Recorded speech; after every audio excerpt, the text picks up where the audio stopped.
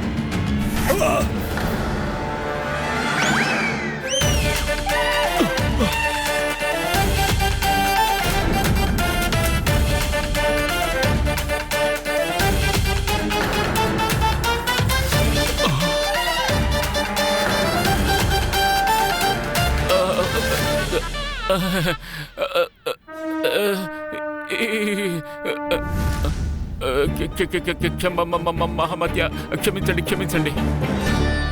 అది తమ ఆజ్ఞను పాటించాలని ఈ విధంగా చేయవలసి వచ్చింది. క్షమించండి.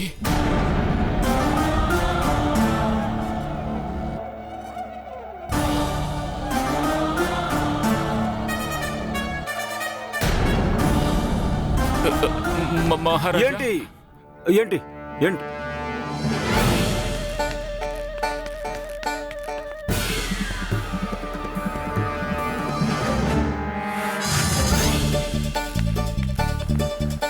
మహారాజా, దర్బార్లోని అందరి కేసాలను పరీక్షించాను. ఇక్కడ ఎవరి కేసాలు కూడా నువ్వు నీ బాధ్యతను సరిగ్గా నిర్వర్తించలేదు. ఇప్పటికీ ఒక వ్యక్తి మిగిలే ఉన్నాడు.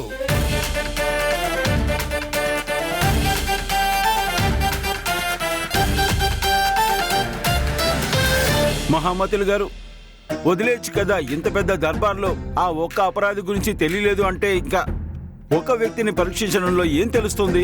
పర్వాలేదు, వదిలేయండి. మహారాజా, కేవలం ఒక వ్యక్తి కోసం రాజకీయ పద్ధతులను మార్చడం కుదరదు.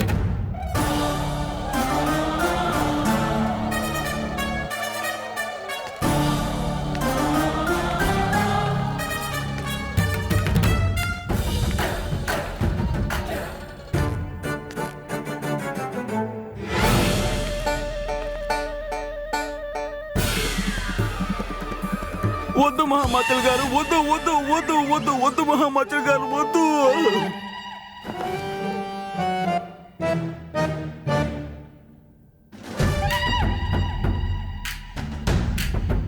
లేదు మహామతులు గారు, మీరు సరిగ్గా చెప్తున్నారు. అందరి కేసాలను పరీక్షించాల్సిందే. విజయనగరంలో అందరికీ న్యాయం సమానమే. చూడండి, ఈ భాస్కర్ కేసాలు నిజమైనవా కావని. భాస్కర్, న్యాయ వ్యవస్థలో విశ్వాసాన్ని రక్షించడం కోసం మిగతా వాళ్ళని పరీక్షించినట్టుగా నిన్ను పరీక్షించడము ముఖ్యమే. నీ కేసాలను నేనే స్వయంగా పరీక్షిస్తాను.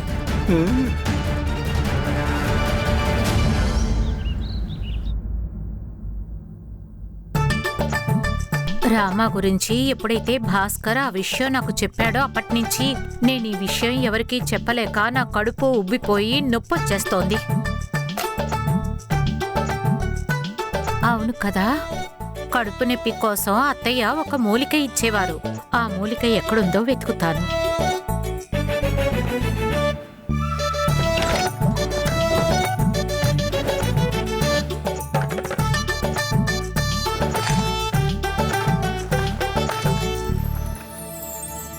నా భాస్కర్ బొమ్మలు.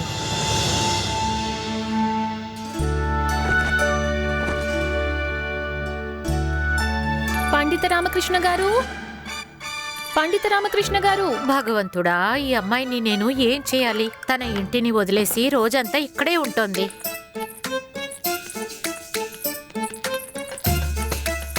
పండిత రామకృష్ణ గారికి ఆరోగ్యం బాలేదు కదా. ఇలా చూడండి, వారి కోసం నాన్నగారి దగ్గర నుంచి ఔషధాలు తీసుకొచ్చాను. నేను ఇప్పుడే లోపలికి వెళ్ళి వారికి ఇస్తాను.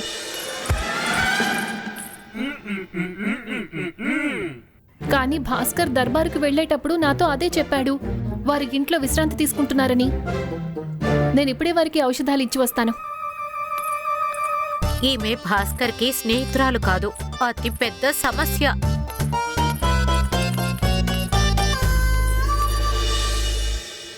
చిన్న పిల్లల ఆట వస్తువులు. ఈ పచ్చి మామిడికాయ,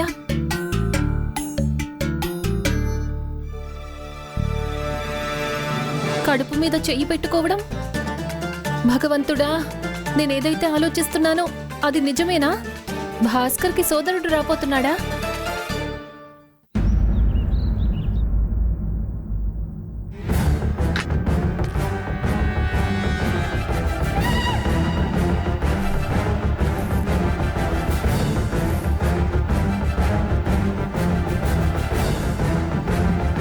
ఈ నకిలీ కేశాలని ఎంత లాగినా రావట్లేదు. అసలు వీడు దేంతో అతికించాడో.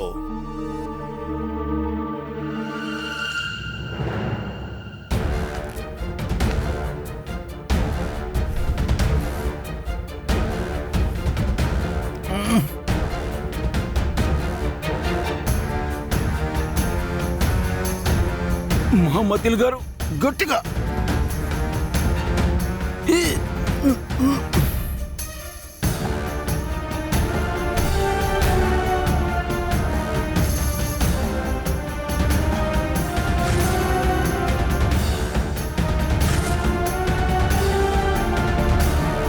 ఇదెలా సాధ్యమవుతుంది?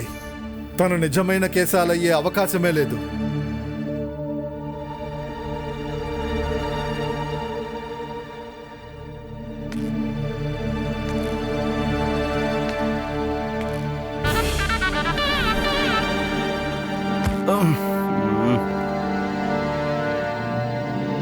మహారాజా, మనమందరం ఎంతో భాగ్యవంతులం. ఎందుకంటే మన సభలో గొప్ప తెలివైన మహామాత్యులు ఉన్నారు. వారు నకిలీ కేశాలను దొంగిలించిన దొంగను పట్టుకోవడానికి ఎంతగానో ప్రయత్నిస్తున్నారు. అయినప్పటికీ దొంగ ఇంకా దొరకలేదు. కానీ ఆ దొంగకు రాజదర్బారుతో సంబంధం లేదు అన్న విషయం మాత్రం నిరూపితమైంది. ధన్యవాదాలు మహామాత్య, తమరు మహనీయులు. చెప్పండి మహామాత్యుల వారికి, మహామాత్యుల వారికి. శాంతి, మౌనంగా ఉండండి. మౌనంగా ఉండు భాస్కర్, మౌనంగా ఉండు. నీ ఈ తెలివైన మాటల్లో అందరూ మర్చిపోయారు. ఇప్పుడు ఈ కేశవిహీనమైన మనిషికి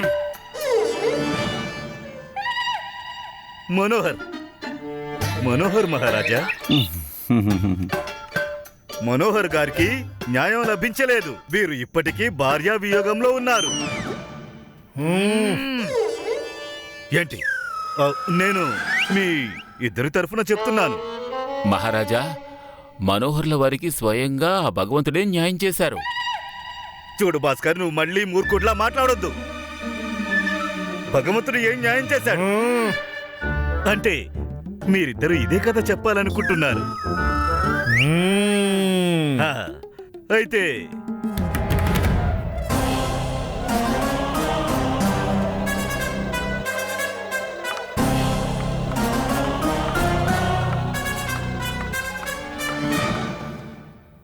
కైకాలా, నీ మొహానికి మసిపుయ్య, దొంగ వెదవ, మోసగాడు. ఏదో ఒక రోజు నీ తదాచార్యుడు బాగా చావగొడతాడు. మహారాజా, తమరే ఆలోచించండి. ఏ భార్య అయితే తమ భర్తలో ఉన్న స్వభావాన్ని, అతని ఆచరణని, అతని వ్యవహారాన్ని, ఇలాంటి విషయాల్ని కాకుండా కేవలం కేశాల్ని మాత్రమే ప్రేమిస్తుందో అటువంటి భార్య వదిలి వెళ్ళిపోవడమే మంచిది కదా. భగవంతుడు తమకు అటువంటి వరాన్ని ప్రసాదించి ఆ భార్య నుంచి తమను కాపాడాడు. వెంటనే వెళ్ళి పండుగ చేసుకోండి. తమనటువంటి భార్య నుంచి కాపాడినందుకు దేవుడికి నైవేద్యం సమర్పించండి. ఏమంటారు మహారాజా? మీరు చెప్పింది నిజమే మహారాజా. నేను అసలు దాని గురించి ఆలోచించనే లేదు. నిజంగా భగవంతుడు నాకు వరాన్ని ప్రసాదించాడు. నేను ధన్యుడినయ్యాను మహారాజా. నాకు సెలవు ఇప్పించండి. నేను నేను నేను ఇప్పుడు వెళ్తాను. సెలవు మహారాజా.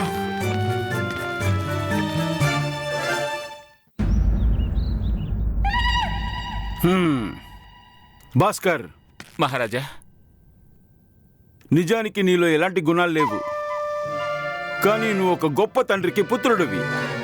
అందుకని కొన్ని గుణాలు నీలో స్వతహాగా వచ్చాయి. ధన్యవాదాలు మహారాజా. ఏంటి నవ్వుతున్నావు? విసురు నాకు. తమ ఆజ్ఞ. ఆహా. 2 రోజుల తర్వాత విజయనగర స్థాపన దినోత్సవం వేడుకలు జరుపుకోవాలి. ప్రతి సంవత్సరంలాగా ఈసారి కూడా ఈ ఉత్సవం ఎంతో ఘనంగా జరుగుతుంది. ఇక ప్రతిసారిలాగా మహామతిలు తన చేతులతో పూజ చేసి ఈ ఉత్సవాన్ని శుభంగా ప్రారంభిస్తారు. ఏంటి మహామతి గారు?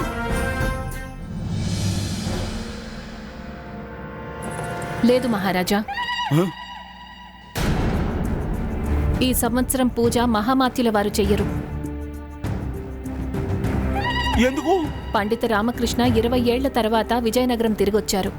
ఓ, నా ఉద్దేశం ప్రకారం ఈ గౌరవము వారికే లభించాలి. నేను ఈ మహారాణి గారి ప్రస్తావనను అంగీకరిస్తున్నాను, సమర్థిస్తున్నాను కూడా. కానీ కేవలం పండిత రామకృష్ణ మాత్రమే ఎందుకు? ఇవాళ ఏ విధంగా అయితే భాస్కర్ తన తెలివితేటలను అందరి ముందు ప్రదర్శించాడో అందుకు తనకీ గౌరవం లభించాలి.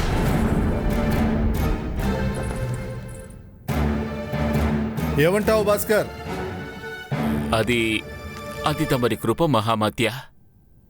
ఏ తండ్రికైనా తన కళ్ళ ముందే పుత్రుడిని గౌరవిస్తే అంతకంటే ఆనందం ఇంకేముంటుంది?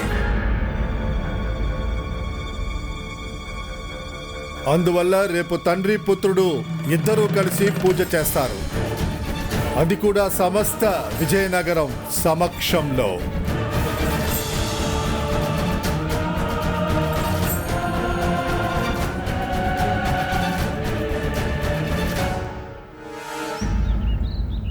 ఇదెలా సాధ్యమవుతుంది? శారదా అమ్మ, ఇవన్నీ ఏంటి? కిటికీలోంచి దూకేశారా? వెంకటేశ్వరా!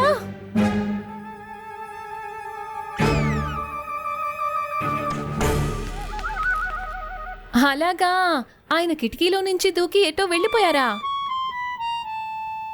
ఖచ్చితంగా సిగ్గుతో వెళ్ళుంటారు.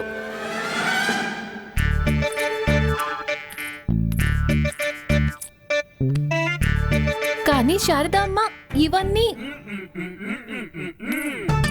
ఓ ఇదా, నా కడుపులో నొప్పిగా ఉంది. పచ్చి మామిడికాయ తింటే కడుపు నొప్పి తగ్గుతుంది. శారదా అమ్మ, భాస్కర్ వాళ్ళ నాన్నగారు వచ్చి కేవలం 2 రోజులే గడిచాయి. మీరు అప్పుడే మామిడికాయలు తింటున్నారా? పైగా ఈ బొమ్మలు ఇవన్నీ అన్నిటికీ ఏర్పాటు చేశారా? భాస్కర్కి తెలిసిందా లేదా తనకి సోదరో రాబోతున్నారని? పిల్లలు పుట్టబోవడం కాదు, నా కడుపులో నొప్పిగా ఉంది, అందుకే పచ్చి మామిడికాయ తింటున్నాను. ఇవన్నీ నా భాస్కర్ బొమ్మలు.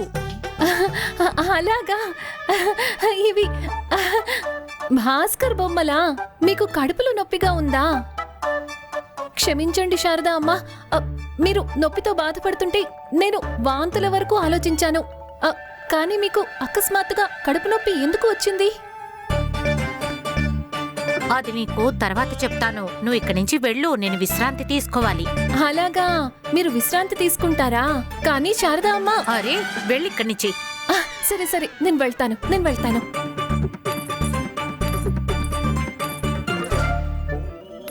కానీ శారదా అమ్మ, మీకు నొప్పి ఎక్కువగా ఉందంటే నేను నాన్నకు చెప్పి ఔషధం. నేను వెళ్తున్నాను.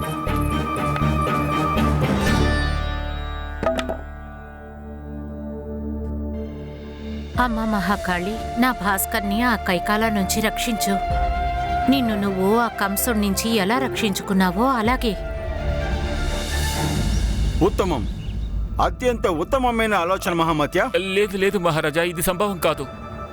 ఎందుకు సాధ్యం కాదు? ఎందుకంటే మా నాన్నగారు ఎక్కడ, నేనెక్కడ కదా మహారాజా. ఇది కూడా నిజమే. అందుకే వారి సమక్షానికి రావడం తర్వాత నేను కనీసం ఈ విధంగా కూడా ఆలోచించలేను. ఖచ్చితంగా ఈ సన్మానం మా నాన్నగారికే దక్కాలి మహామత్య. అవును. లేదు భాస్కర్, మహామాత్యుల వారి మాటతో నేను ఏకీభవిస్తున్నాను. మహారాజా, నేను ఇదే కోరుకుంటున్నాను.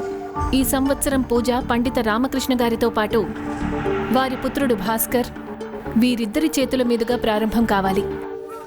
మహారాణి, మహారాజా, నాకు తెలుసు మీరు నా కోరికను తప్పక నెరవేరుస్తారు.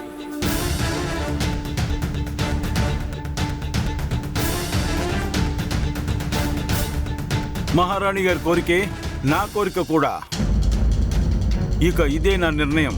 2 రోజుల తర్వాత విజయనగర స్థాపనా దినాన్ని జరుపుకుంటాము. దానికి పూజ చేస్తారు పండిత రామకృష్ణ గారు, ఇంకా తన పుత్రుడు భాస్కర్.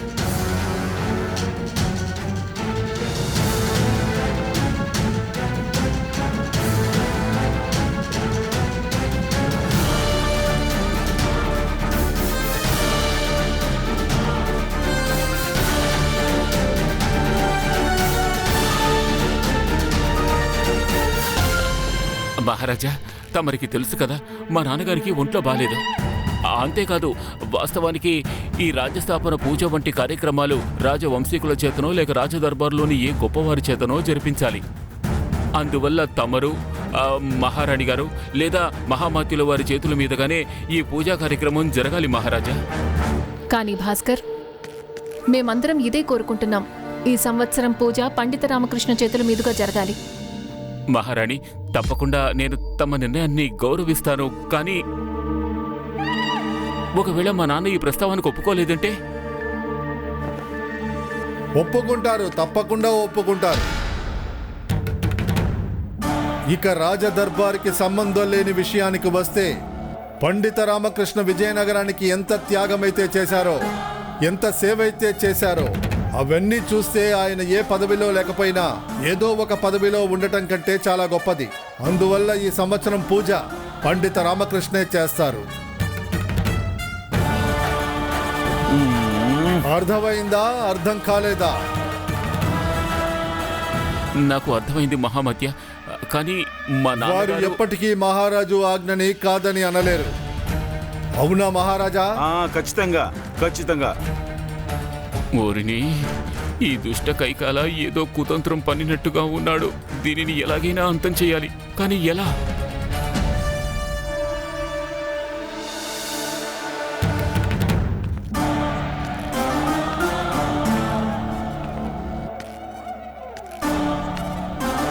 భాస్కర్,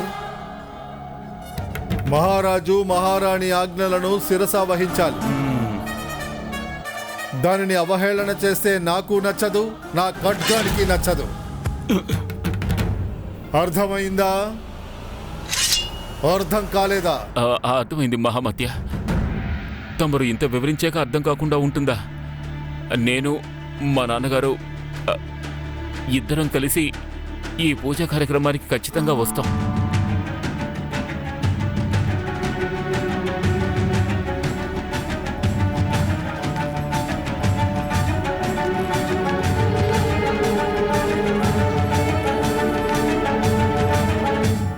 అయినా నేను, నాన్నగారు కలిసి ఈ పూజలో ఎలా పాల్గొంటాము?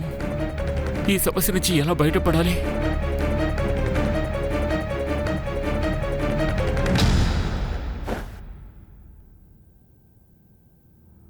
ఎవరు పడితే వారు రామ ఆరోగ్యం గురించి అడగడానికి వస్తున్నారు. ఈ గందరగోళంలో భాస్కర్ బండారం బయటపడుతుందేమో, తని ఆ వేషం వేసుకున్నాడని.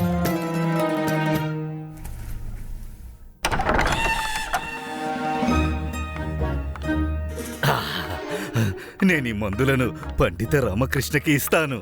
వీటిని స్వీకరించిన తర్వాత పండిత రామకృష్ణ కోలుకుంటారు. ఆ తర్వాత నేను పండిత రామకృష్ణ నుండి ఎప్పటికీ యవ్వనంగా ఉండే ఆ మూలికలను నేను తీసుకుంటాను. ఆ తర్వాత నీ ఎదురుగా ఉంటుంది జోగి. పండిత రామకృష్ణ, పండిత రామ. శారదాదేవి, ఏంటిది? నువ్వు ఎటువంటి వలను పన్నావంటే ఆ వలలో అతను ఇరుక్కుంటాడు. వాళ్ళను పన్నింది నేనే, కానీ దానిలో ప్రతి ఒక్క ముడిని మీ తెలివితేటలతో వేశారు.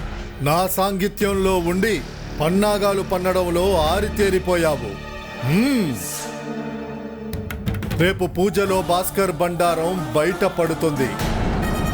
రేపటి రోజు విజయనగరం కేవలం స్థాపనా దినోత్సవమే కాదు, నిజానికి భాస్కర్ మరణ దినోత్సవం కూడా జరుగుతుంది. అర్థమైందా? అర్థం కాలేదా?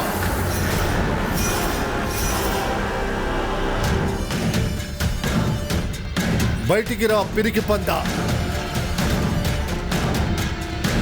అక్కడ ఎవరో ఉన్నారు, దొంగచాటుగా మన మాటలను వినే ప్రయత్నం చేశారు. అది ఎవరు అన్న విషయం మనకి తప్పక తెలుస్తుంది. కానీ అన్నిటికంటే ముందు మనం ఈ విషయాన్ని ఖాయం చేసుకోవాలి.